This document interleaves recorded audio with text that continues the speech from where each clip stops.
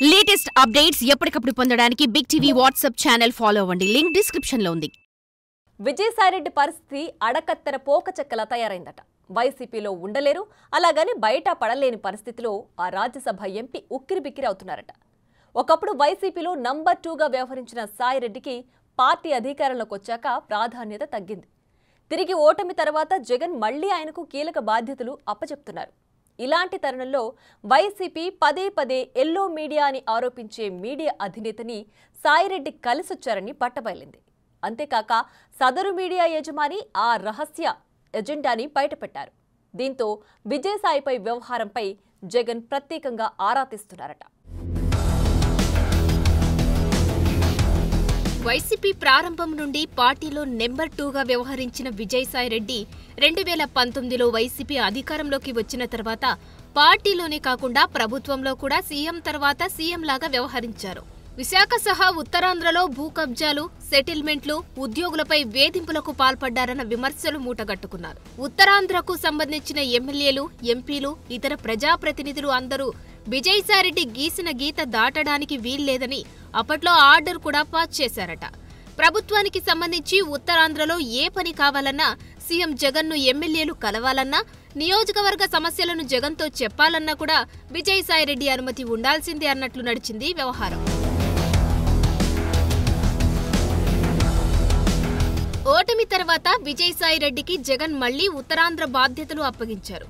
విజయసాయి భూ కబ్జాలు, అవినీతి ఆరోపణల మీద ఆయన కూతురుకు సంబంధించి భీమిలి సమీపంలోని సిఆర్జెడ్ నిబంధనలను ఉల్లంఘించి చేపట్టిన నిర్మాణాల విషయంలోనూ కూటమి ప్రభుత్వం కఠినంగా వ్యవహరిస్తుంది.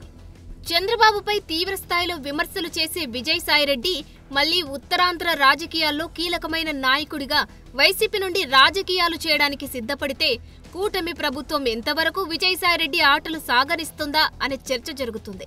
అదీ కాక అప్పట్లో ఉత్తరాంధ్ర కోఆర్డినేటర్గా ఉన్నప్పుడే ఎండోమెంట్ ఉద్యోగిని శాంతితో విజయసాయిరెడ్డికి సంబంధం ఉన్నట్లు ఆరోపణలు వచ్చాయి. అది తెలిసి కూడా జగన్ ఆయన్ని తిరిగి అక్కడికే పంపడంపై పెద్ద చర్చ జరిగింది.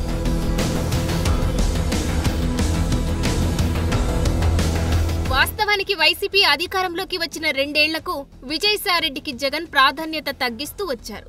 ఉత్తరాంధ్ర బాధ్యతల నుంచి తప్పించారు. పార్లమెంటరీ పార్టీ నేతగా ఉన్న ఆయన్ని తప్పించి వైవి సుబ్బారెడ్డికి ఆ బాధ్యతలు అప్పగించారు. సాయిరెడ్డి స్థానంలో సజ్జల నెంబర్ 2గా ఫోకస్ అయ్యారు. అయితే మళ్లీ ఉత్తరాంధ్ర బాధ్యతలు అప్పచెప్పడంతో వైసీపీలో సాయిరెడ్డి హవా మళ్లీ మొదలైనట్లు కనిపించింది. ఇలాంటి పరిస్థితులలో ట్విట్టర్లో చెలరేగిపోయే విజయసాయి ఏబిఎన్ ఆంధ్రజ్యోతి సంస్థ యజమాని రాధాకృష్ణపై ఉన్న పుకార్లన్నీ కలగలిపి పెద్ద పోస్ట్ పెట్టారు. దాంతో సాయిరెడ్డి భాగోతాలన్నీ రాధాకృష్ణ మీడియా ముఖంగా బయటపెట్టారు. తెర వెనక రాజకీయాలన్నీ బహిర్గతం చేశారు. విజయసాయిరెడ్డి ఎలాంటి వాడో చెప్పేందుకు కొన్ని ఉదాహరణలు చెప్పారు. జగన్ రెడ్డి తనను దూరం పెట్టారని పలుమార్లు ఆర్కేని కలిసి విజయసాయిరెడ్డి బాధపడ్డారట. నెల రోజుల కిందట కూడా రాధాకృష్ణని సాయిరెడ్డి వెళ్లి కలిశాడట. విజయసాయిరెడ్డి ఎలాంటి వాడో చెప్పాలనుకుంటున్నాను కాబట్టి ఈ విషయం చెప్తున్నానని ఆయన వెల్లడించారు. ఆ క్రమంలో విజయసాయిరెడ్డి గురించి కొన్ని కొత్త విషయాలు కూడా చెప్పుకొచ్చారు. ఆయన్ని అమిత్ షా ముఖం మీదే తిట్టేవారట. నువ్వు మోసగాడివి అని తేల్చేశారట. జగన్ రెడ్డిని ముంచేందుకు కూడా సాయిరెడ్డి తెర వెనుక కుట్రలు చేస్తున్నారని అర్థం వచ్చేలా ఆర్కే వివిధ విషయాలు ప్రస్తావించారు. ఆయన జగన్తో పాటు తనకు ఇబ్బంది అవుతుందని అనుకుంటే ఎవరితో అయినా స్నేహం చేయడానికి రెడీగా ఉంటారని పేర్కొన్నారు. విజయసాయిరెడ్డి అందరిపై ట్వీట్లు పెట్టి తర్వాత పై వాళ్ల ఒత్తిడితో పెట్టాల్సి వచ్చిందని వారికి ఫోన్లు చేసి క్షమాపణలు చెబుతారట.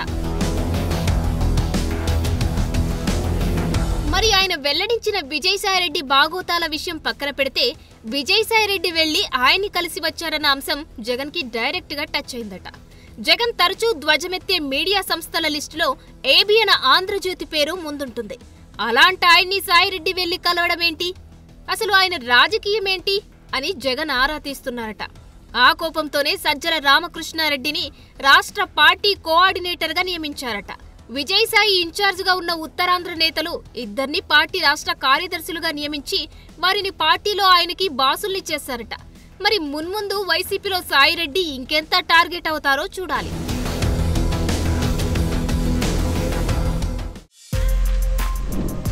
For more videos like this, subscribe Big TV channel.